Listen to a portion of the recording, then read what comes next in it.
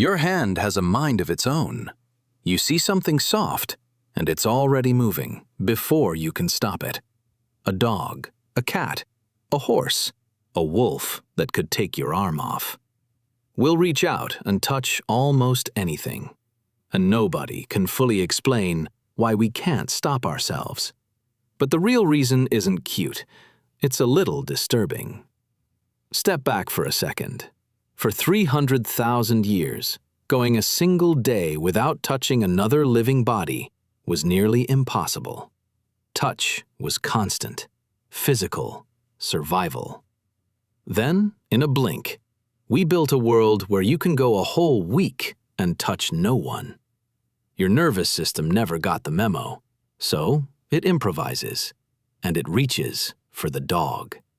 That slightly embarrassing little urge, whispering, "Hey, buddy," to a stranger's dog, has almost nothing to do with the dog. Your hands are looking for something they lost. A scientist at Oxford spent his whole life proving what that something is, and why your nervous system still aches for it. By the end of this, you'll know exactly what your hands are reaching for, and you might not pet the next dog the same way. So go back to that moment on the sidewalk. You spot the dog, and here's the part almost everyone misses. Your body has already decided. Your weight shifts. Your hand starts to lift. Your face is doing something deeply embarrassing. All of it before the thinking part of you has cast a single vote. You're not choosing to pet the dog. You're watching yourself pet the dog. The decision got made somewhere underneath you, in a layer of the brain that runs on want, not on logic. There's a name for it: approach motivation. Your reward system spots something it craves, and it moves your body toward it before you're even consulted. It's the same circuit that drags your hand toward food when you're starving. The same one that turns your head when someone walks past that you can't stop looking at. It doesn't ask permission. It just closes the distance. And with a soft, warm animal, it fires harder than almost anything else in your whole day. Which is why you do it, even when you absolutely shouldn't. The cat that already swatted you twice. The dog in the do not pet vest. The sign that literally says, "Please don't touch the animals." You know better. Your hand goes anyway. But here's the question nobody stops to ask. Plenty of things feel good, and somehow we keep our hands to ourselves. So why this one? Why is this the urge that beats the rules, beats the embarrassment, beats your own judgment? The easy answer is the one everyone grabs first. They're just cute. And that answer is wrong. Or at least, it's barely the beginning. Cute. It's the answer everyone grabs first. And for 80 years, it had a respectable scientific home. Back in 1943, an Austrian named Konrad Lorenz noticed that certain features wreck us every single time. A big, round head, huge eyes, a tiny nose, chubby cheeks, a forehead too big for the face. He called it the Kindchenschema, the baby schema. His idea was almost rude in how simple it was. Those features evolved in human infants for one job: to hijack the adult brain, to make you melt and protect and stay. Evolution wrote a cheat code into your wiring and called it a baby. And here's the part that should unsettle you. Your brain does not run a species check. Big eyes, small face, and the circuit fires. It does not care that the thing in front of you is a puppy and not your child. Lorenz figured this out with no technology at all. He just watched people and took notes. Decades later, when they finally slid people into brain scanners and showed them cute faces, his hunch held up cold. The brain's reward center lights up just from looking. Seeing something cute isn't a soft feeling. It's a measurable event. So, case closed? Cute thing, melt, done? Look closer at what that actually explains. Baby schema explains why you go soft, why you say, "Aw," why your chest aches a little. It explains the looking. It does not explain the hand. You can stare at the cutest photo on earth and feel the entire melt, and your hand never moves.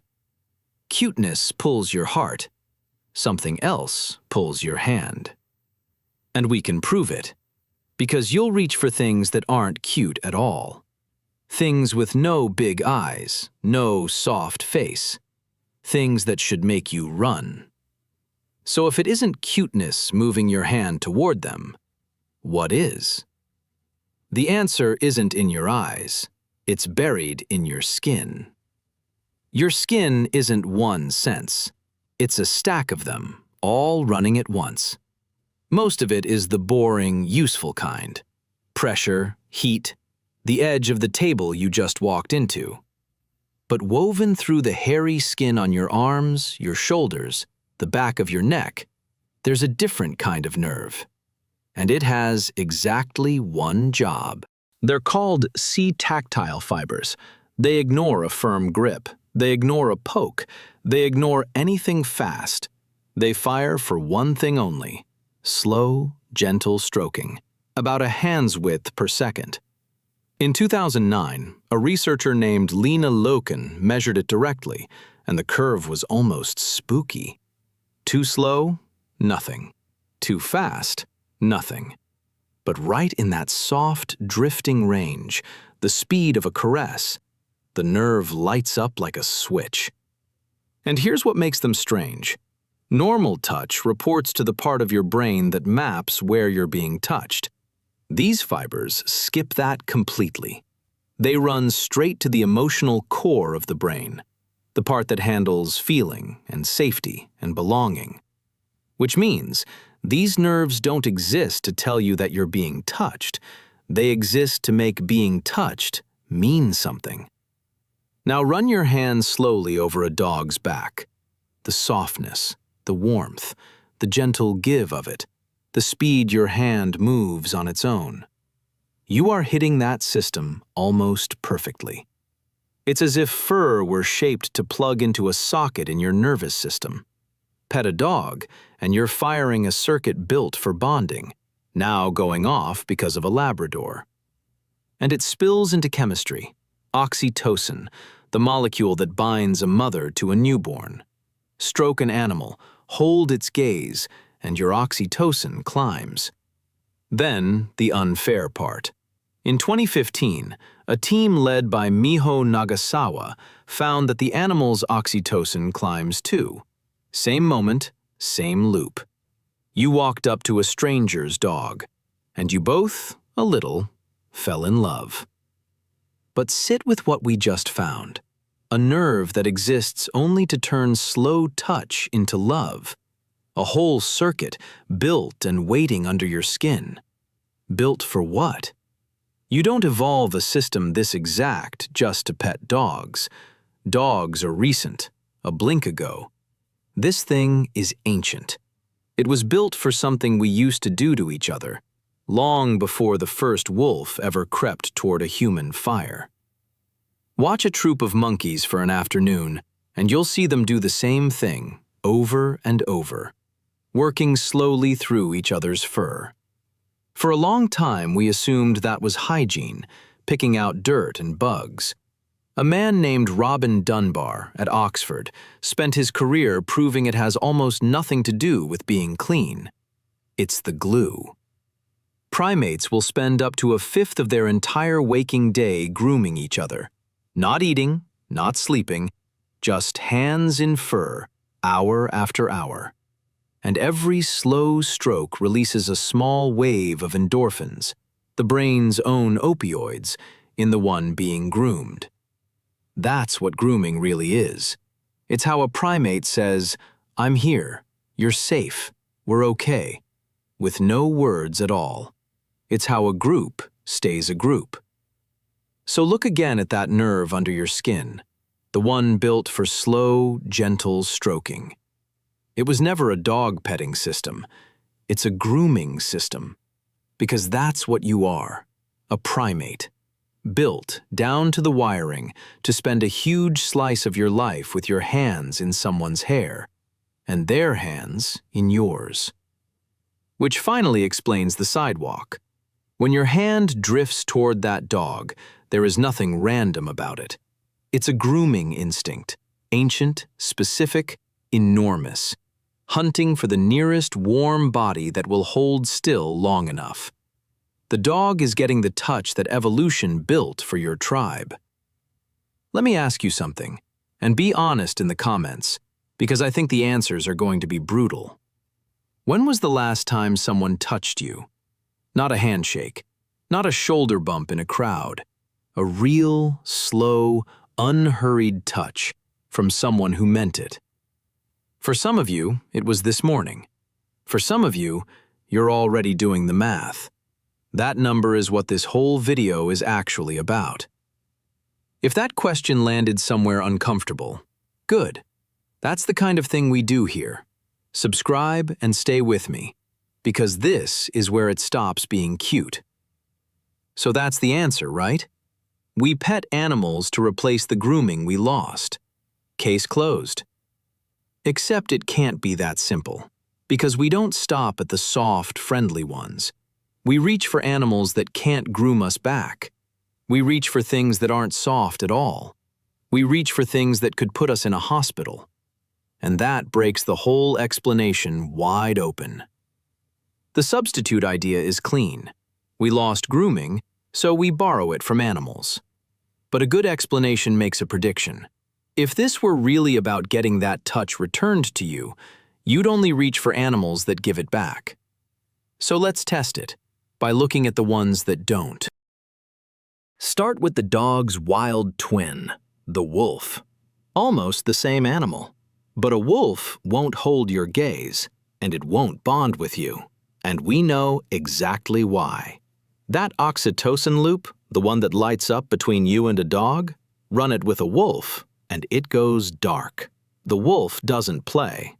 And in 2019, Juliana Kaminsky found something sharper still. Dogs evolved a tiny muscle above the eye. Wolves don't have it. And that muscle is the only reason a dog can give those big, melting puppy eyes. The dog's face was rebuilt over thousands of years to reach into you. The wolf's never was. A wolf offers you almost nothing back. And yet, stand a calm one in front of you, and some quiet part of you still wants to put out a hand. Now go all the way to the edge. A lizard. Cold, dry, scaly, no warmth, no soft coat, no give. It can't trigger a single one of the systems we've talked about. There's nothing there for your nerves to fall in love with. By every rule we've built so far, your hand should have zero interest. And people reach for it anyway. So, stack it up. We reach for the soft and the scaly, the warm and the cold-blooded, the ones that adore us, and the ones that would happily never see us again. And that's the end of the substitute theory. Because if this were about what the animal gives you, you'd be picky. You're not. The reach comes first. The animal is just whatever happened to be standing there when it hit. Which leaves us somewhere uncomfortable. If the thing driving your hand was never really about the animal, then it's about you. It's about a gap the animal just happens to be standing near. So, what's the gap? That's the part nobody wants to say out loud. Here's the part nobody wants to say out loud. The gap is touch. Plain human touch. And we built our entire modern world around going without it. For 300,000 years, you were almost never not touching someone. You slept in a pile of bodies for warmth. You were carried as a baby, held as a child, leaned on as you got old. Hands in hair was the background hum of being alive. Then, in a geological blink, we invented something brand new: personal space. Separate beds, separate rooms, separate apartments, a handshake if you're lucky. We are the first humans in the entire run of the species who can go days, sometimes weeks, without one warm, unhurried hand. And your nervous system, built over all those millennia, has no idea what happened. It's still waiting for the pile. And the body treats that absence as exactly what it is: a deprivation. Tiffany Field at the University of Miami spent decades measuring it. Cut a person off from touch and it shows up in the blood. Stress hormones climb, sleep frays, mood sinks. We have a clean word for going without food. We call it hunger. We never made a comfortable word for going without touch, but the body keeps the exact same kind of score. So look at the dog again, the cat, the cold little lizard, the wolf you had no business reaching for. That hand isn't silly, it's honest. It's a starving system reaching for the only warmth the modern world still lets it have. You're not someone who loves animals a little too much. You're a primate in a touch desert, and the animal is the one oasis you're allowed to walk up to. And here's the heavier truth underneath all of it. For almost all of human history, the animals were never a replacement for us. They were part of the same warm pile: the dog against your legs, the herd you slept beside for heat, the cat on your chest. We didn't touch animals instead of people. We touched everything, all the time, all together. We didn't lose the animals. We lost the pile. The animal is just the last piece of it still within reach. Which is why the urge feels so much bigger than the moment, why your hand moves before you decide, why you'll happily embarrass yourself for 10 seconds over a stranger's dog. It was never about the dog. It's your body, still keeping a 300,000-year-old appointment for a world that stopped showing up. Remember what I asked at the start? What your hands are reaching for? Now you know. Not the dog. Never really the dog. You were always reaching for each other. We just built a world where almost no one reaches back, so the hand finds fur instead and calls it enough.